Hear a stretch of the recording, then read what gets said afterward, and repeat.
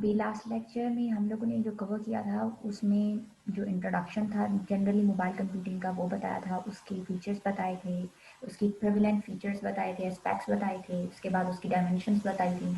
अब जब dimension added dimension पे बता रही थी तो उसमें मैंने अभी तक दो बताई थी। एक लोकलाइजेशन की बताई थी कि लोकलाइजेशन क्या होती है, लोकल सेंसिटिविटी क्या होती है, ठीक है, कितनी टाइप्स ऑफ लोकलाइजेशन होती है, ट्रायंगुलेशन होती है, प्रॉक्सिमिटी बेस्ड होती है, सेंसिटिविटी बेस्ड होती है। इसके बाद क्वालिटी ऑफ सर्विस का बताया। क्वालिटी ऑफ सर्विस क्या होती है कि हम लोगों ने क्वालिटी प्रोवाइड करनी होती है, ठीक है, ताकि अगर अगर हमारे पास कोई हर्डल एब्स्ट्रैक्ट आ भी रहा है तो वो कितनी क्या कहते हैं ग्रेसफुली जो है वो एप्लीकेशन जो होती है उस पर रिएक्ट करती है, ठीक है।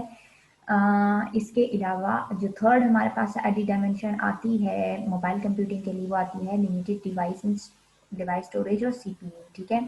अब लिमिटेड डिवाइस स्टोरेज और सीपीयू इसका उसको क्यों कहा गया है, लिमिटेड डिवाइस स्टोरेज और सीपीयू इन टर्म्स ऑफ कहा जाता है कि जब अगर हम लोग बात करें बड़ी डिवाइस की, तो बड़ी डिवाइस कोई भी नहीं अपने साथ कैरी करके चलता, सब स्मॉलर को प्रेफर करते हैं, ठीक है। अगर हम लोग स्मॉल फिजिकल साइज की बात करें तो अब हमारे पास बीच में आ जाती हैं स्टोरेज आती है, वॉलेटाइल स्टोरेज होती है, नॉन वॉलेटाइल स्टोरेज होती है। अब सीपीयू होती है मोबाइल डिवाइसेस में, ठीक है। अब हमारे पास कोई प्रोसेसिंग जो चिप्स होती हैं मोबाइल डिवाइसेस की, उनकी वो वेरी करती हैं, काफ़ी डिफरेंट होती हैं अपार्ट फ्रॉम जो हमारे पास डेस्कटॉप एप्लीकेशंस या डेस्कटॉप डिवाइसेस के लिए होती हैं, ठीक है। अब हमारे पास उसके बाद अगर बात करें लिमिटेड डिवाइस स्टोरेज और सीपीयू की, तो वो क्या होती है कि अगर मोबाइल एप्लीकेशंस की बात करें तो वो क्या होती हैं, रिसोर्स स्टाफ्ड होती हैं, ठीक है। Resource staffed means resource hungry होती हैं, उनको ज़्यादा से ज़्यादा रिसोर्सेज चाहिए होते हैं परफॉर्म करने के लिए, लाइक तो मतलब अगर हम लोगों की मेमोरी जो हमारे पास होती है स्टोरेज ज़्यादा होगी, तभी ही जो एबिलिटी है रन करने की मल्टीपल टास्क को, ठीक है, और एट द टाइम जो इंटरनल उसको अपने सिस्टम को रन करने के लिए चाहिए होती है। देखिए अब हम अगर मोबाइल आपने जनरली देखा होगा जब आपके पास जो इंटरनल स्टोरेज होती है, एक होती है सिस्टम को रन करने के लिए स्टोरेज, ठीक है, जो कि रिजर्व्ड होती है। अपार्ट फ्रॉम दैट हमारे पास स्टोरेज इनफ होनी चाहिए कि मल्टीपल टास्क या मल्टीपल एप्लीकेशंस को रन कर सकें, ठीक है। अगर आपके मोबाइल की बात करें तो आप लोगों ने जिस तरह गैलरी में पिक्चर्स डाली होती हैं, फाइल्स, डॉक्यूमेंट्स, म्यूजिक, ये सब कुछ होता है, ठीक है। ये हमारे पास क्या होती हैं एप्लीकेशंस के अंदर, ठीक है, अपनी एप्लीकेशंस के थ्रू हमारी जो होती हैं स्टोरेज में आती हैं। लेकिन इसके अलावा जो सिस्टम हमारे पास जो 2 GB 3 GB मेमोरी कंज्यूम की हुई होती है उसमें वो एक अलग डिफाइंड होती है, वो उससे चाहिए ही चाहिए होती है सिस्टम को रन करने के लिए। अपार्ट फ्रॉम दैट इतनी मेमोरी होनी चाहिए कि हम लोग एप्लीकेशंस को एक जो होता है ना फ्रेंडली वे में रन कर सके, वो हैंग ना हो, प्रॉब्लम ना करे स्टोरेज में। सो ये चीज़ों को कंसीडर करना चाहिए। ये कुछ लिमिटेशंस हैं जो काफ़ी अरसे से मोबाइल कंप्यूटिंग में जब हम उसको उसकी पढ़े हैं तो उसमें फेस की जा रही थी, ठीक है। अगर मोबाइल सिस्टम्स की बात करें या डिवाइसेस की बात करें मोबाइल कंप्यूटिंग के टर्म्स में तो हमेशा छोटा बेहतर होता है, ठीक है। इसमें टर्म भी बार बार रिपीट होती है जब मोबाइल सिस्टम की बात आए, when it comes to mobile systems and devices smaller is always better, ठीक है, ठीक है। अगर आप स्मॉल की बात करें कि वो इजी तो होती है कैरी करने, बट एक ट्रेड ऑफ होता है बिटवीन स्मॉल डिवाइसेस और कॉस्ट की, ठीक है। अगर मैं बात करूं जो हमारे पास जो होती है ना स्मॉलर हैं, स्मॉलर डिवाइसेस हैं तो वो इजी होंगी और ज़्यादा परवेसिव होंगी, लेकिन जब उनकी परवेसिवनेस वो डिपेंड करेगी हमारी डिवाइस की प्राइसेस पे, ठीक है। अगर हम लोगों ने अगर जो नॉर्मली इलेक्ट्रॉनिक डिवाइसेस की बात करें, जब उन्हें डिज़ाइन किया जा रहा होता है, उन्हें मैन्युफैक्चर किया जाता है, तो उनकी डिवाइस उनकी तो नॉर्मली जो होती है वो कॉस्ट इंक्रीज करती है, ठीक है। जैसे जैसे डिवाइस स्मॉल होती जाएगी वो और ज़्यादा एक्सपेंसिव होती जाएंगी, लेकिन ये डिपेंडेंट होती है उस पे भी कि जिस तरह लाइक फॉर एग्जांपल आपके पास एक कोई मोबाइल आया है सैमसंग का, कोई भी लाइक फॉर एग्जांपल एज आया है, ठीक है, नोट एज 2 एज 3 एज 4, जैसे जैसे टेक्नोलॉजी मेच्योर होती जाएगी ज़्यादा ग्रो करेंगी, टेक्नोलॉजी ऑटोमेट और ज़्यादा अच्छी होती जाएगी, ज़्यादा फीचर्स प्रोवाइड करेंगे, तो प्राइसेस जो होती हैं वो पिछले वालों की डिक्लाइन होने लग जाती है। इवन दो स्मॉल साइज है, देखिए साइज तो है, उसमें परवेसिवनेस भी थी, लेकिन मेच्योर टेक्नोलॉजी होने की वजह से विद पैसेज ऑफ टाइम जो होती है उनकी पिछलों की प्राइसेस जो होती हैं वो डिक्लाइन होने लग जाती हैं। ठीक है, अगर हम लोग बात करें कि कुछ मतलब अगर हम बात करें कमोडिटी की, तो जो स्मॉलर है वो हमेशा लेस एक्सपेंसिव होता है। इसी वजह से जो हमारे पास पीडीए है वो लेस एक्सपेंसिव है हमारे पर्सनल कंप्यूटर से। ठीक है, और ज़्यादा छोटा है जो पीडीए है। ठीक है, पर्सनल डिवाइस असिस्टेंट। ठीक है,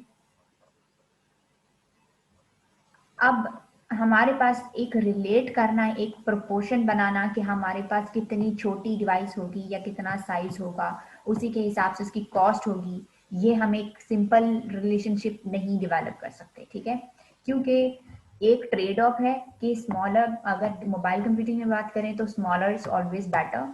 अब डिवाइसेस में स्मॉल की बात करें तो उनको मैन्युफैक्चर करने की डिवाइस की जो एक्सपेंसिव भी होगी। ठीक है, लेकिन एक्सपेंसिव इस टर्म में होगी कि मैन्युफैक्चर वगैरह करने में उसको एक्सपेंसिवनेस होगी, लेकिन with the passage of time maturity के साथ वो उनकी प्राइसेस डिक्लाइन भी होती हैं।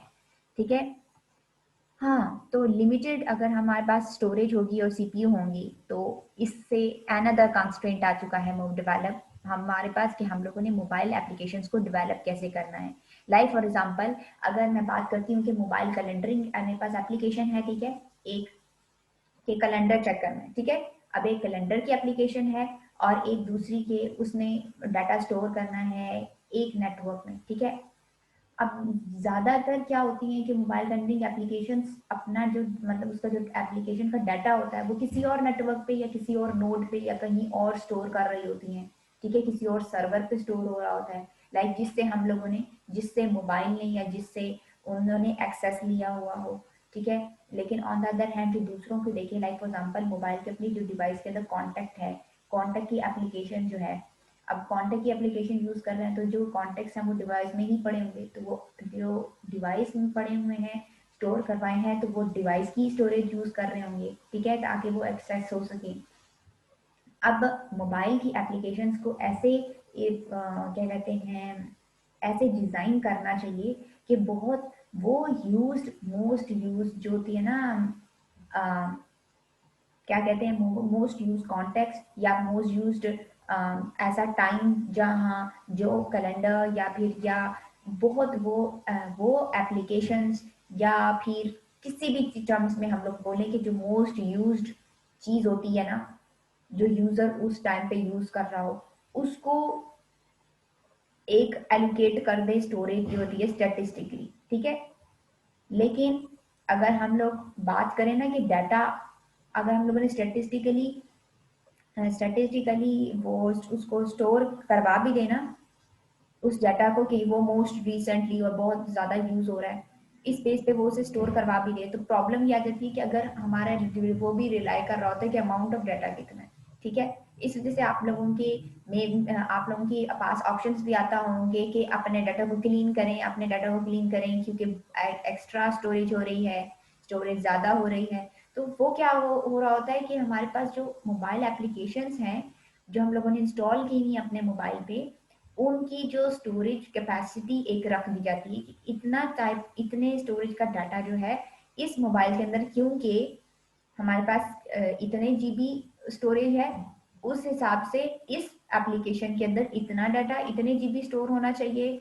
अगर हमारे पास उससे एक्सीड कर जाता है तो हम लोग वो हमें पॉपअप कर दे, वो हमें इंडिकेट कर दे कि आपका डाटा इतना ज़्यादा हो चुका है, आपको क्लीन करना है। ठीक है, तो ये हमारे पास होती है वो स्टोरेज की लिमिटेशन एक आ रही होती है। अगर लिमिटेशन आ रही हो तो मोबाइल एप्लीकेशंस बनाते हुए भी हम वो उनको ये कंसीडर करना होता है कि हमारे पास स्टोरेज भी लिमिटेड है।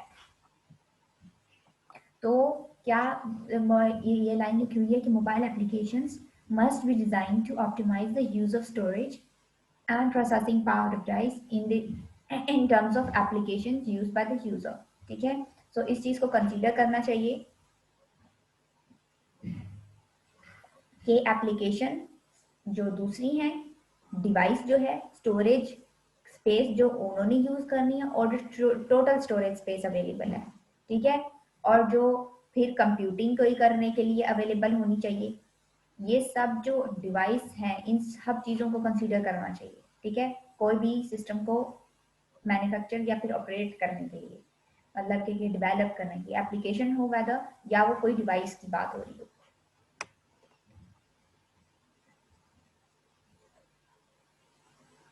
ठीक है, अब ये जस्ट जनरली इधर उधर की बातें की हुई हैं, ज़्यादा उसे डिटेल में बताने की है। नेक्स्ट वाला हमारे पास जो डायमेंशन आती है वो आती है लिमिटेड पावर सप्लाई। अब देखें, limited storage, limited power supply, ये सब डायमेंशन जो होती हैं इन सब को ये बहुत इंपॉर्टेंट होती हैं mobile designing any mobile computing system. तो अगर एक और साइज़ के डिवाइस के साइज की बात करें तो साइज के साथ ही एक और जो हमारे पास जो लिमिटेशन आती है वो स्टोरेज कैपेबिलिटी की आती है, क्योंकि जो हमारे पास जो फिजिकली जो मोबिलिटी है वो अफेक्ट हो रही होती है नेटवर्क कनेक्टिविटी से। लाइक इस रीजन की वजह से ही वायरलेस जो होते हैं वो, मतलब कि अगर मेरे पास मोबाइल है, मोबाइल वायरलेस है, अब मैं अगर बोलूँ कि इसका वायरलेस कनेक्टिविटी या नेटवर्क कनेक्टिविटी का के साथ क्या लेना देना है। मैं अगर मोबाइल यूज़ कर रही हूँ, मैं मोबाइल में वाईफाई यूज़ कर रही हूँ, तो ऑब्वियसली मेरी जो जो पावर सप्लाई है वो ज़्यादा यूज़ होगी, मेरी बैटरी ज़्यादा कंज्यूम होगी, ज़्यादा जल्दी ख़त्म होगी एज़ कम्पेयर टू अगर मैं वाईफाई या कोई नेटवर्क ये नहीं यूज़ कर रही, मैं कॉल पे हूँ, मैं वाईफाई यूज़ कर रही हूँ, मैं कोई जी वेव कोई कोई प्रोटोकॉल यूज कर रही हूँ, कोई और नेटवर्क कनेक्शन यूज कर रही हूँ। अपार्ट फ्रॉम जो वाईफाई, जी वेव भी होता है और जिगबी भी होता है, बहुत सारे प्रोटोकॉल्स होते हैं। ये तो आप लोगों बच्चों की बातें नहीं है, मतलब इतने डेप्थ में समझाने वाली, लेकिन आपको जनरली बता रही हूँ कि जो नेटवर्क हमारे पास होता है, जो नेटवर्क कनेक्टिविटी होती है उसका भी एक रोल होता है हमारी जो मोबाइल कंप्यूटिंग सिस्टम्स हैं, ठीक है। अब अगर मोबाइल नेटवर्क कनेक्टिविटी अवेलेबल है किसी मोबाइल में, ठीक है, बहुत सारे ऐसे मोबाइल हैं ना जिनमें नहीं होती। अगर पिछले ज़माने में जो होते थे नोकिया वगैरह, network connectivity in terms of wired और वायरलेस नेटवर्क, ठीक है। अब दूसरी वायरलेस कनेक्टिविटी तो नहीं है उनमें, लेकिन इनमें तो है। इस वाले जब न्यू मोबाइल्स में आ रहे हैं उनमें जो अगर बात करें हमारे पास वायरलेस कनेक्टिविटी या वायर्ड कनेक्टिविटी की, तो हमारे पास बैटरी हमेशा एक प्राइमरी सोर्स होगी, ठीक है, मोबाइल डिवाइसेस के लिए। हम लोग हर एक, मतलब हमारे पास जो होता है, जो बैटरीज होती हैं वो एक इम्पॉर्टेंट रोल प्ले कर रही होती हैं डिवाइसेस के अंदर, ठीक है। अ, अगर हम बात करें like for example foreign countries की एक एग्जांपल दी गई उसने, जब ट्रैवल कर रहे हो इधर से एक कंट्री टू कंट्री या फिर दूसरी, वो यूजर जो होते हैं वो अपनी बैटरी सेल की बैटरी के ऊपर रिलाई कर रहे होते हैं, ठीक है। अब जो होता है ना, उन्होंने ये एग्जांपल दी हुई है कि अगर हम लोग बात करें ना एशिया की, अफ्रीका की, साउथ अमेरिका की, तो वो ज्यादा अपनी बैटरीज पे रिलाई कर रहे होते हैं as compare to North America और यूरोप वाले, ठीक है। सो ये वेरी करता है, ठीक है। अगर हमारे पास बात करें लिमिटेड पावर सप्लाई की, ये कंस्ट्रेंट जो है ये बैलेंस होना चाहिए कि हमारे पास कितनी प्रोसेसिंग पावर है। अगर मैंने पावर कोई किसी की बैटरी डिसाइड करनी, तो वो हम लोग कैसे करते हैं कि इसकी प्रोसेसिंग पावर कितनी होनी चाहिए, स्टोरेज कितनी होनी चाहिए, और साइंस साइज कंस्ट्रेंट कितना है, तो उसी के हिसाब से हम लोगों को बैटरी भी उसकी जो होती है उसकी कैपेबिलिटी प्रोवाइड करनी चाहिए। अब बैटरी जो है वो एक सबसे बड़ा कंपोनेंट है हमारे पास मोबाइल डिवाइस के अंदर। आप अगर अपने मोबाइल की बैटरी भी निकाल कर देखें तो मोबाइल में सबसे बड़ी जो चीज़ आपकी इम्प्लीमेंट उसमें हुई भी है वो बैटरी ही है, ठीक है। अब उसमें एक और एग्जांपल दी हुई है, लाइक फॉर एग्जांपल कि अगर आपकी बात करें ना बार, मतलब बहुत सारी एप्लीकेशंस या फिर हमारा जो यूजेज होता है वो डिसाइड कर रहा होता है कि हमारी मोबाइल की बैटरी कितनी सरवाइव करेगी। लाइक अगर उन लोगों को मैं मोबाइल एप्लीकेशंस बना रही हूँ या मोबाइल डिवाइस बना रही हूँ, तो मुझे ये भी देखना पड़ेगा कि मैंने अगर स्टोरेज उसे थोड़ी सी देती हूँ और मैंने अगर ब्राइट कर दी अपने डिस्प्ले को, मैंने ब्राइटर रखा हुआ है मोड, तो उस ब्राइटर मोड पे तो जो हमारे पास बैटरीज होंगी वो तो फौरी यूज हो जाएंगी और खत्म हो जाएगा। मैं वाईफाई यूज करती हूँ, मैं कोई गेम खेल रही हूँ, कोई भी टास्क परफॉर्म कर रही हूँ जो हैवी, जिसे चाहिए कंप्यूटिंग प्रोसेसिंग, तो उसके लिए तो बैटरी ज़्यादा कंज्यूम होगी। अब फिर इस चीज़ को कंसिडर करना चाहिए कि अगर हमारे पास पावर ज़्यादा कंज्यूम होगी, साइज भी छोटा है, तो इन सब चीज़ों को कंसिडर करते हुए हमारे पास जो बैटरी है वो एक राइट चॉइस उसकी सिलेक्ट करनी होती है। ठीक है, अब नेक्स्ट हमारे पास आती है वेयरिंग यूजर इंटरफेसेस। हाँ, अगर स्टेशनरी यूजर्स की बात करें, वो नॉन मोबाइल एप्लीकेशंस यूज कर रहे होते हैं, कोई भी पीसी या फिर कोई सिमिलर डिवाइस या क्या कर रहे होते हैं, माउस, कोई भी कीबोर्ड, कोई मॉनिटर, वो उन्हें कहते हैं कि ज़्यादा बेहतर होते हैं। वो कहते हैं कि ये ज़्यादा बेहतर इंटरफेस प्रोवाइड करते हैं एप्लीकेशंस के लिए, नॉन मोबाइल एप्लीकेशंस के लिए। ठीक है, लेकिन मोबाइल एप्लीकेशंस के लिए क्या होना चाहिए कि हमारे पास अल्टरनेटिव यूजर इंटरफेसेस भी होते हैं। अब पीसी की बात करें, लैपटॉप की बात करें, या फिर उसकी दूसरे की बात करें, जो हमारे पास डेस्कटॉप कंप्यूटर है उसकी बात करें, तो उसमें हमारे पास क्या होती है, हम किसके थ्रू इंटरेक्ट करते हैं, कीबोर्ड के थ्रू, माउस के थ्रू, या फिर कोई पोर्ट के थ्रू, या फिर कोई जॉयस्टिक वगैरह ऐसी कोई भी चीज़, या मॉनिटर के थ्रू। तो ये हमारे पास इंटरफेस होता है, इन्हीं के थ्रू हम लोगों ने इंटरेक्ट करना होता है नॉन मोबाइल एप्लीकेशंस के साथ। लेकिन अगर मोबाइल एप्लीकेशंस की बात आ जाए, ठीक है, तो अब उसमें जो इंटरफेसेस होते हैं अल्टरनेटिव ये भी होते हैं कि वॉइस इंटरफेस भी होता है, छोटे डिस्प्ले होते हैं, ठीक है, और पॉइंटिंग, हम लोगों ने अगर किसी को टच टच स्क्रीन होती है, और उसके कीबोर्ड्स भी बहुत छोटे छोटे होते हैं। जब आप अगर टाइपिंग देखें तो उसकी एज कम्पेयर टू जो हमारे पास पीसी या फिर जो होते हैं डेस्कटॉप कंप्यूटर होते हैं, उनकी कीबोर्ड के हिसाब से तो बहुत ही छोटा होता है। तो उस पर टाइप करना एग्जैक्ट स्पेस लेते हुए, मतलब उसकी उस कीबोर्ड की स्पेस कितनी होनी चाहिए, ठीक है, उसमें वर्ड्स कितने लिखे होने चाहिए कि वो इजीली क्लिकेबल हैं या नहीं है। तो इन इस इंटरफेसेस में इन चीज़ों को कंसीडर करना होता है, मतलब इंटरफेसेस ज़्यादा होते हैं एज कम्पेयर टू जो हमारे पास नॉन मोबाइल एप्लीकेशन होती हैं। लाइक फॉर एग्जांपल, अगर इसमें एग्जांपल दी हुई है कि अगर मोबाइल एप्लीकेशंस की बात की जाए, तो अगर कोई डेस्टिनेशन देखनी है किसी ड्राइवर ने, तो उसे मतलब उसे डायरेक्शंस चाहिए, तो वो अगर हमारे पास सेलुलर फोन यूज कर रहा है, ठीक है, और नेविगेट कर रहा है थ्रू ग्राफिकल यूजर इंटरफेस, ठीक है, ताकि वो अपनी एक डेस्टिनेशन डायरेक्शन जो होती है वो यूज कर ले। ऑन द अदर हैंड, अगर वो लिख लिख के नहीं करता, वो वॉइस के थ्रू पूछ रहा है, ठीक है, एड्रेस सोर्स से डेस्टिनेशन का, और लिसन कर रहा है, मतलब सुन रहा है डायरेक्शंस को, तो वो ये कहने चाह रहे हैं कि नेविगेट करना एप्लीकेशंस वो ज़्यादा एफिशिएंट होता है GUI में, ग्राफिकल यूजर इंटरफेस में।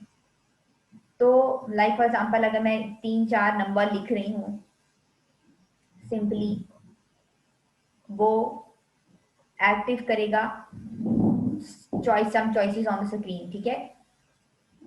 ऑन द अदर हैंड, अगर मैं एंटर करती हूँ टेक्स्ट स्मॉल डिस्प्ले पे, सेलर फोन पे, और न्यूमेरिक कीज के थ्रू, तो वो काफ़ी मुश्किल हो जाएगा, ठीक है।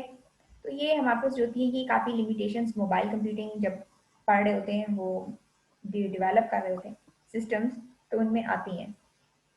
अगर मोबाइल एप्लीकेशन की बात करें, तो उसकी डिवाइस सपोर्ट की बेस पे आ, वो डिपेंड करता है मोबाइल एप्लीकेशन की कि वो कौन सा यूज़र उसे यूज़ कर रहा है, कंडीशंस कौन सी हैं जिसमें उसे यूज़ किया गया है, और फैक्टर्स जो होते हैं, और भी फैक्टर्स हैं जो आगे जाके वो उसमें बताएंगे, ठीक है।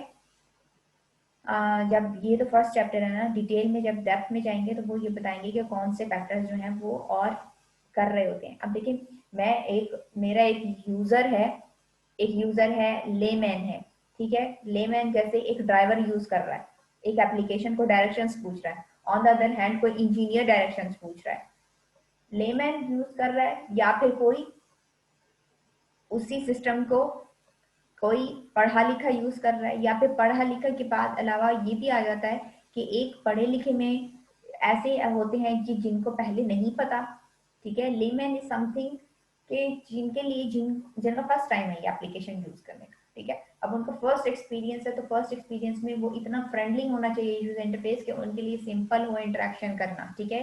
उसके साथ अब उनके इंटरेक्शन में अगर मोबाइल की बात करें तो हमारे पास डिस्प्ले छोटा सा होता है।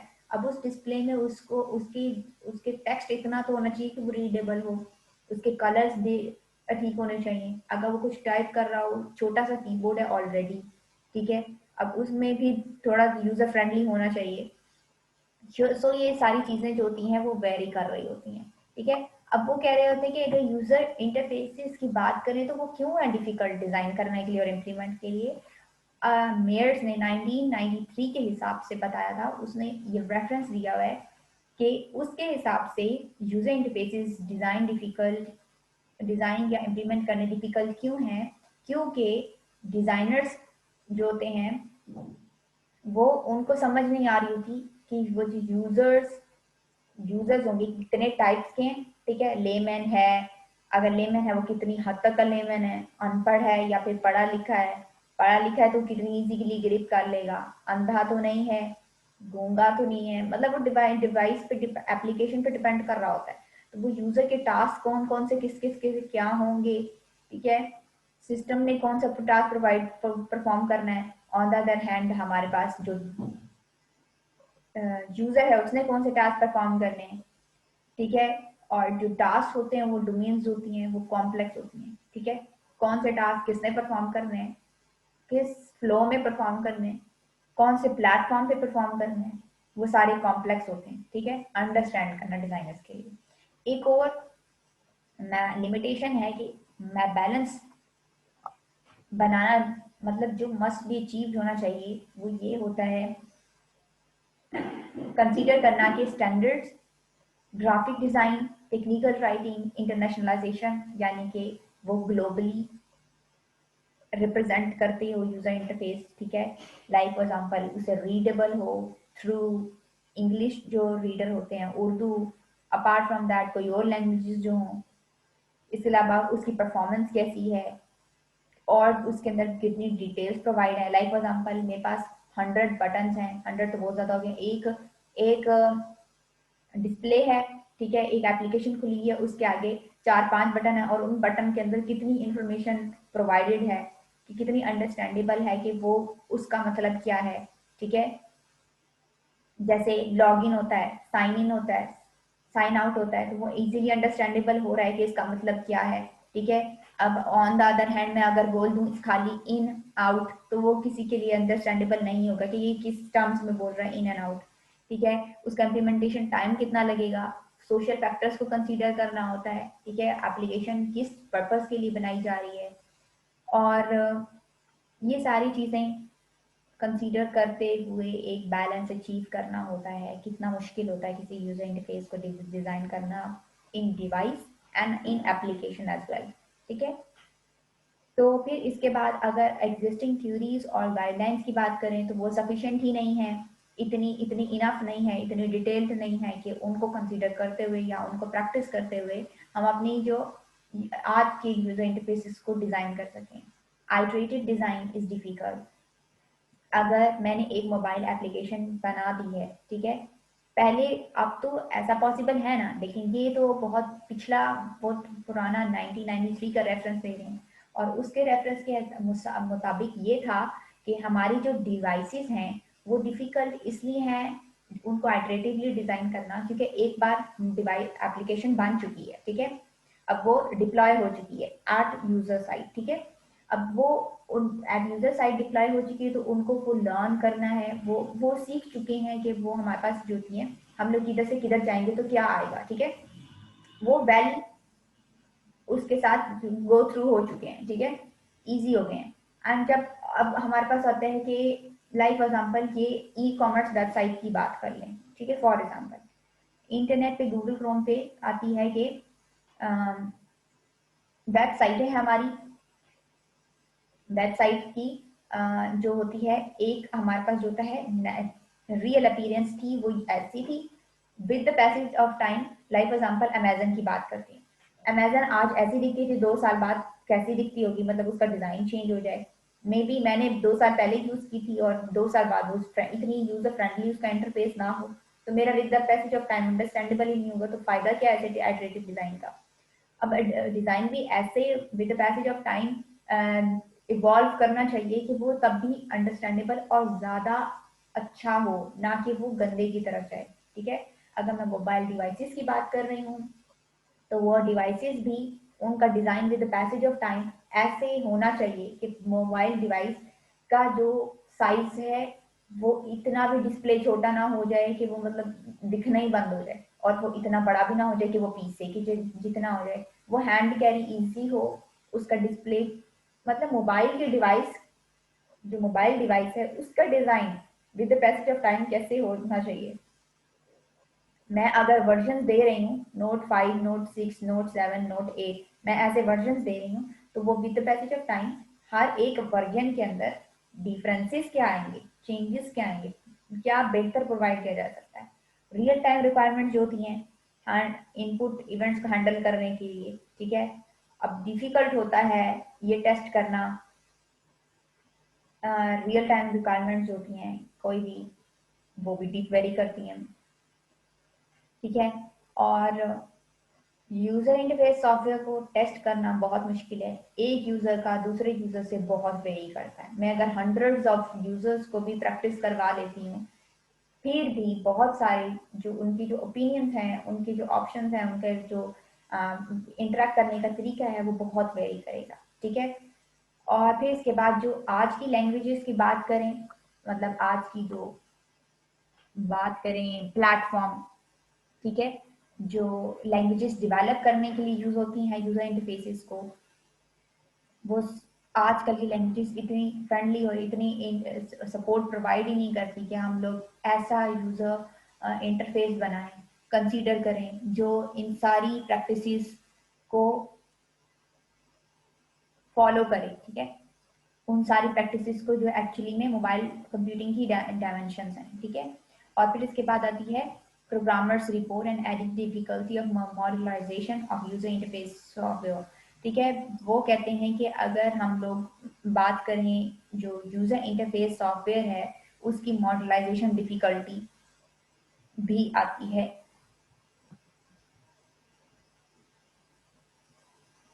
नेक्स्ट आती है प्लेटफॉर्म प्रोलिफरेशन। प्लेटफॉर्म प्रोलिफरेशन क्या होता है कि प्रोलिफरेशन होता है कि एक रैपिड इंक्रीज करना, ठीक है, मतलब दो कुछ पार्ट्स को मिला के एक न्यू बनाना, लेकिन रैपिड इंक्रीज, ठीक है। अगर मैं अब बात करूं कि मोबाइल डिवाइसेस जो होती हैं क्योंकि वो स्मॉल होती हैं, उनकी हार्डवेयर भी कम करती है पीसी से, तो लेस कॉस्टली होती हैं वो मैन्युफैक्चर के लिए, उन्हें असेंबल करना, ठीक है, इजी होता है, वो उन्हें असेंबल कर सकता है easily as compare to PC, क्योंकि डिवाइस की उसकी जो साइज होता है वो ज्यादा बड़ा होता है एज कम्पेयर टू जो हमारे पास जो होती है मोबाइल होता है, ठीक है। प्लेटफॉर्म प्रोलिफरेशन वो होती है, उन्होंने हाइटन किया है डिजाइन और डेवलप करने के लिए इंडिपेंडेंट ऑफ प्लेटफॉर्म। अब इसका प्लेटफॉर्म से कोई लेना देना नहीं है, लाइक आईओएस आईफोन सिस्टम्स होते हैं, वन विंडोज हैं, दूसरे हैं लिनक्स, ब्लूबेरी एंड ऑल, ये सब जो प्लेटफॉर्म के इंडिपेंडेंटली अगर बात की जाए सिर्फ प्लेटफॉर्म प्रोलिफिकेशन की, तो जो हमारे पास जो डिवाइसेस होती हैं छोटी मोबाइल कंप्यूटिंग डिवाइसेस, उनको मैन्युफैक्चर करना और उनको असेंबल करना उनके पार्ट्स को ईजी होता है एज कम्पेयर टू जो बड़ी डिवाइसेस होती हैं, ठीक है।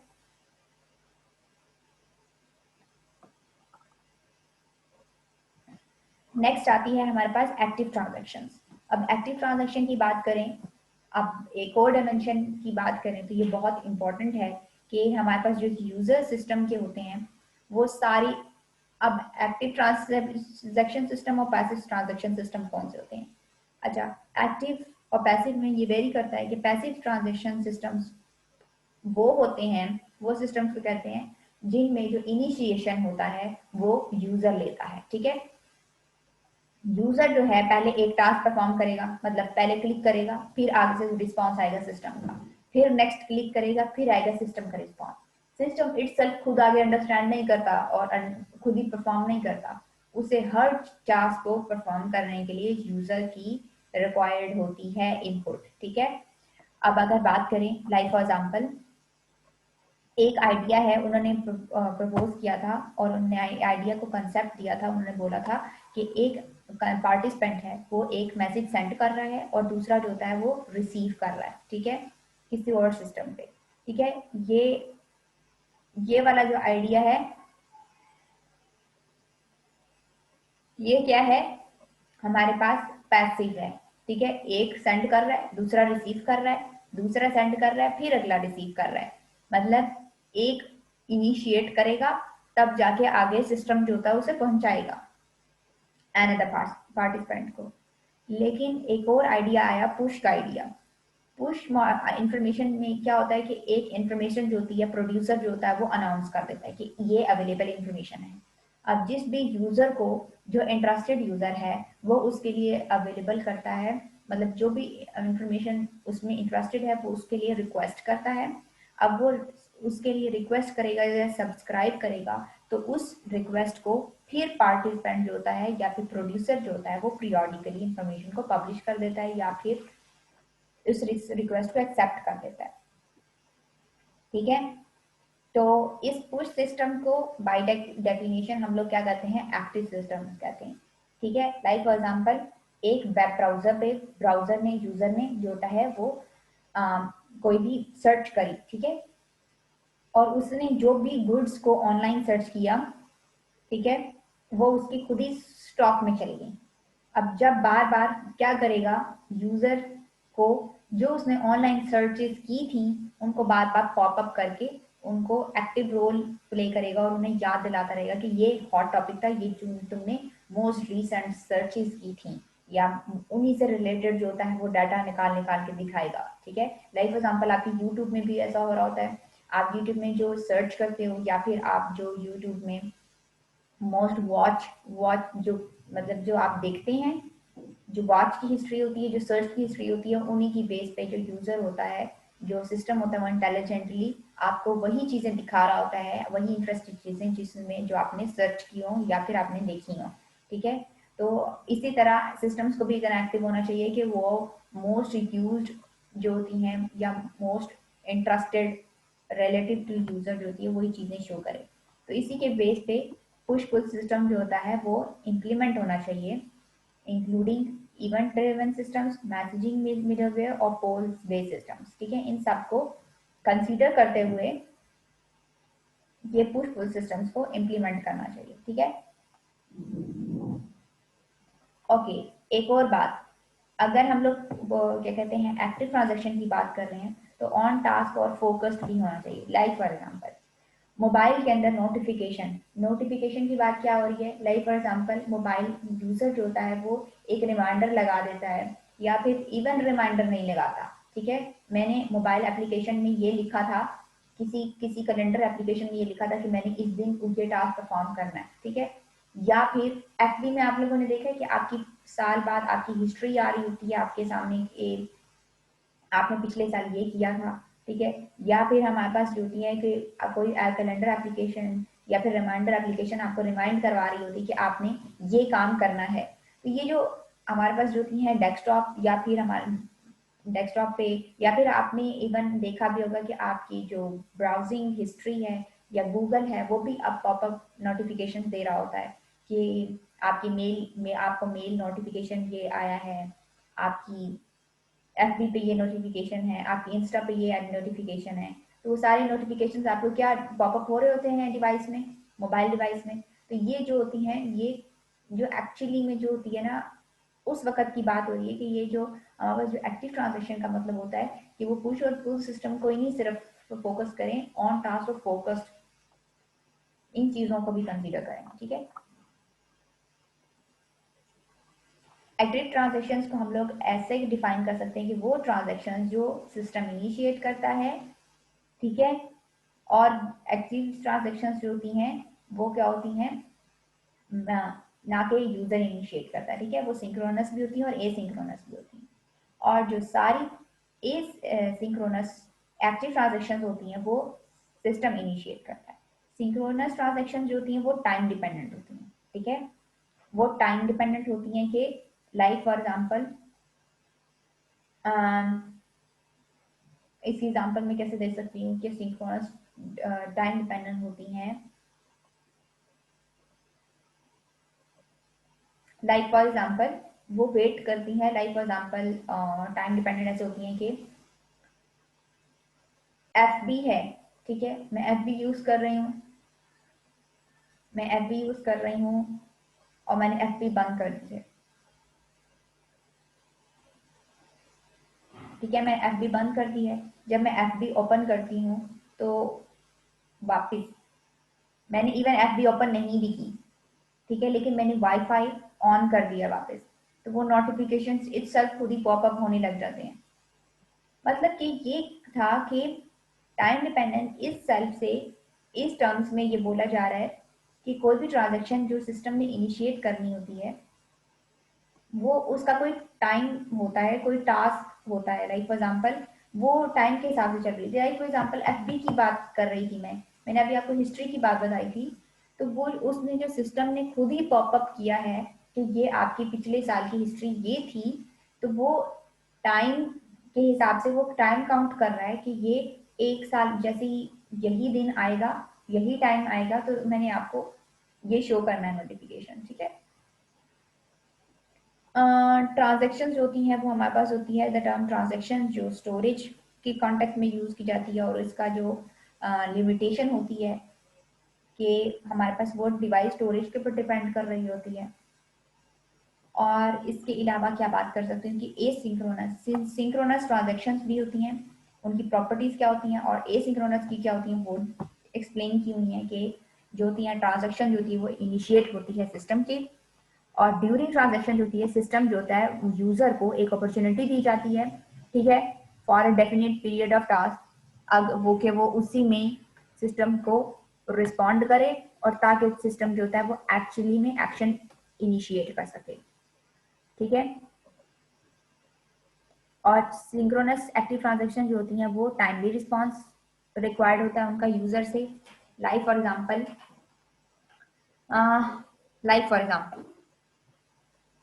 आपने पासवर्ड चेंज किया है, फॉर एग्जाम्पल मैं आपको एक एग्जाम्पल देती हूँ कि आपने पासवर्ड चेंज किया है, ठीक है। अब आपने पासवर्ड चेंज किया है तो आपको एक कोड आएगा, ठीक है। अब वो जो कोड है उसमें उसमें आपको रिक्वायर्ड है कि 30 सेकेंड्स में आपको कोड आएगा और वो आपने लिखना है, और अगर आपको टाइमली रिस्पॉन्स नहीं आता तो आपने दोबारा से बोलना है, यूजर रिस्पॉन्स करेगा कि रीसेंड द कोड, ठीक है। तो अगर आपको वो उसी टाइमली उसी वक्त ही आपको विद इन सेकेंड्स आपको मैसेज आएगा, मैसेज से आपने वही उसी सेकेंड्स में ही मतलब उसी टाइम में ही रिस्पॉन्ड करना होगा और लिखना होगा कि हाँ मुझे ये कोड आया है। और अगर आप रिस्पॉन्ड नहीं करते तो वो उसको उसका आंसर क्या कहते हैं उसको एक्शन इनिशिएट ही नहीं करता वो तब तक, ठीक है। इंटरेक्शन जो होती है सिस्टम और यूजर में वो एक सिक्वेंशियल और सीरियल मैनर में चलती है, ठीक है। पहले सिस्टम ने किया, ठीक है, कोई भी चीज, और फिर उसके बाद में यूजर रिस्पॉन्स करेगा, फिर सिस्टम एक्शन लेगा, फिर यूजर रिस्पॉन्स करेगा, फिर सिस्टम एक्शन लेगा, फिर यूजर रिस्पॉन्स करेगा, ऐसे सीरीज में चलता है। सिंक्रोनस जो होती हैं वो सिस्टम और सिंगल यूजर के दरमियान एस्टेब्लिश होती है, ठीक है। हाँ मैनी यूजर्स के साथ भी हो रही होती है, बट ऐसे होती है कि 1 to 1 हो रही होती है, ठीक है। ऑन द अदर हैंड अगर हम लोग एक्टिव ट्रांजेक्शन्स की बात करें तो वो एसिंक्रोनस होती हैं, और वो टाइम डिपेंडेंट नहीं होती, वो यूजर की रिक्वायरमेंट नहीं होती, वो यूजर की नहीं मांगती, क्या कहते हैं उनका रिस्पॉन्स नहीं चाहिए होता उन्हें, ठीक है, वो टाइम डिपेंडेंट नहीं होती। यू एसिंक्रोनस ट्रांजेक्शन जो होती हैं लाइक मैसेजिंग सिस्टम्स के होती हैं, ठीक है। लाइक 1 to N रिसीवर जा रहा है, 1 to N टॉपिक या 1 to M जिन्होंने सब्सक्राइब किया है। लाइक फॉर एग्जांपल मेरे पास जो प्रोड्यूसर था उसने कोई इंफॉर्मेशन शेयर की थी, और उसमें जो सब्सक्राइब किया था वो 30 लोगों ने सब्सक्राइब किया था, ठीक है। अब जब भी इंफॉर्मेशन कोई भी न्यू उससे रिलेटेड आएगी तो वो सिस्टम खुद ही उन्हें जो 30 सब्सक्राइबर थे उनको इन्फॉर्मेशन दे देगा। अब उनको उनको कोई उसको कोई फर्क नहीं पड़ता कि यूजर इटसेल्फ बार बार आके उस न्यू इंफॉर्मेशन के लिए भी रिक्वेस्ट दे, ठीक है। एसिंक्रोनस जो एक्टिव ट्रांजेक्शंस होती हैं वो एंड मैसेजेस जो होती हैं सेंड बाय द सिस्टम्स, और एंड मैसेजेस जो होती हैं कंपोजिशन होती हैं एंड मैसेजेस जो होती हैं back to the from the users, ठीक है। अगर इतने मैसेजेस जो होते हैं वो रिक्वायर्ड हों एज रिस्पॉन्सेज, अगर रिसीव नहीं हुए उसी टाइम फ्रेम में जिसमें सिस्टम ने स्पेसिफाई किए थे, तो वो ट्रांजेक्शन होती ही नहीं है, ठीक है। We are not defining the semantics of messaging system, ठीक है।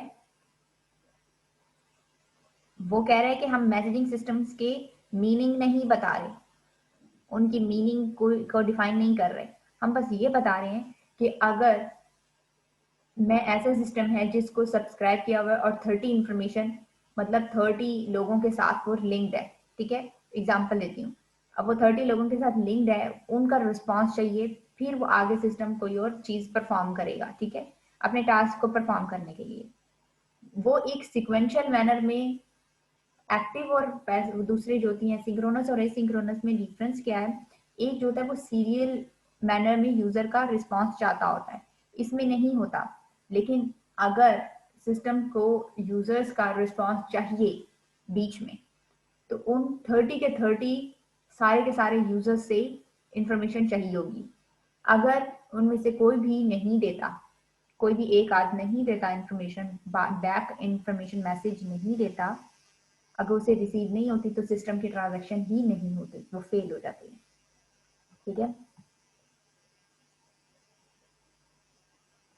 अब कंडीशन ऑफ मोबाइल यूजर है, एक सिंपली इंफॉर्मेशन है, आप पढ़ लीजिएगा कि इसमें जो होती है कि क्या कैसे स्टेशनरी यूजर मोबाइल यूजर से फंडामेंटली डिफरेंट होते हैं। कुछ भी इसमें मतलब क्या कहते हैं कॉम्प्लेक्स नहीं है, ये सिंपली यही लिखा हुआ है कि ये मोबाइल यूजर्स मूव कर रहे होते हैं, लोकेशन उनकी वेरी कर रही होती हैं, वो कंप्यूटिंग टास्क पे फोकस नहीं होता उनका, ठीक है। और जो मोबाइल यूजर जो होते हैं उनका ये होता है कि सिस्टम जो होता है वो ज्यादा से ज्यादा परफॉर्म करे, ठीक है। और बहुत जल्दी उनके टास्क जो होते हैं वो चेंज हो रहे थे, लाइक मैंने एक सेकंड एफबी खोली, दूसरे सेकंड व्हाट्सएप खोला हुआ है, व्हाट्सएप खोला हुआ है, तीसरे सेकंड मैं लूडो खेल रही हूँ, चौथे सेकंड मैं कोई और एप्लीकेशन खोल ली है, मतलब मल्टीपल टास्क जो होते हैं रन हो रहे होते हैं, और कभी भी एब्रप्टली जो होते हैं वो क्लोज भी हो रहे होते हैं, ठीक है।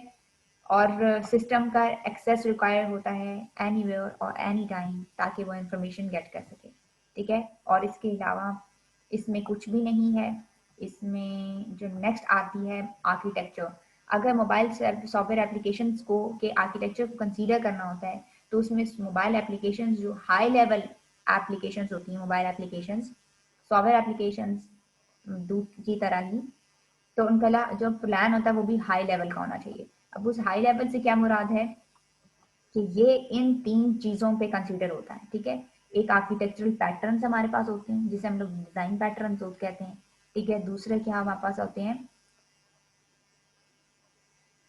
डायमेंशंस ऑफ मोबिलिटी जो आपको पहले बताई हैं, और आर्किटेक्चरल स्टाइल उसका कैसा होगा। डायमेंशंस यानी कि उसके सारे उसके फीचर्स कौन कौन से होंगे जो कंसीडर करने होते हैं हमने मोबाइल डिवाइस डेवलप करने के लिए, मोबाइल एप्लीकेशन। आर्किटेक्चरल स्टाइल उसका कैसा होगा, उसका इंटरफेस कैसा होगा, वो अब वो कोई सॉफ्ट एप्लीकेशन है, वो कोई हार्डवेयर उसकी मतलब क्या कहते हैं डिवाइस की अपनी एप्लीकेशन है, ठीक है। और डिवाइस उसका डिजाइन पैटर्न कैसा होगा, ये इन 3 चीजों को कंसीडर करते हुए उनका इन 3 चीजों पर डिपेंड कर रहा होता है, और फिर हम लोग डिवाइस एप्लीकेशन को क्या कहते हैं मोबाइल एप्लीकेशन की डिवाइस जो डिजाइन है उसको कंसीडर करते हैं, उसके आर्किटेक्चर को। बस आज का लेक्चर यही तक था। नेक्स्ट वाले लेक्चर में फ्रेमवर्क्स और टूल्स के ऊपर बात करेंगे कि मोबाइल की एप्लीकेशंस की फ्रेमवर्क्स और टूल्स को डेवलप करने के लिए कितने कितने तरह के फ्रेमवर्क होते हैं, मतलब डिफरेंट आएंगे आगे, फुल्ली सेंट्रलाइज और सिंपल आएंगे, और टीयर्स कितने टीयर ऑफ आर्किटेक्चर होते हैं वो हम लोग नेक्स्ट क्लास में डिस्कस करेंगे। अल्लाह हाफिज़।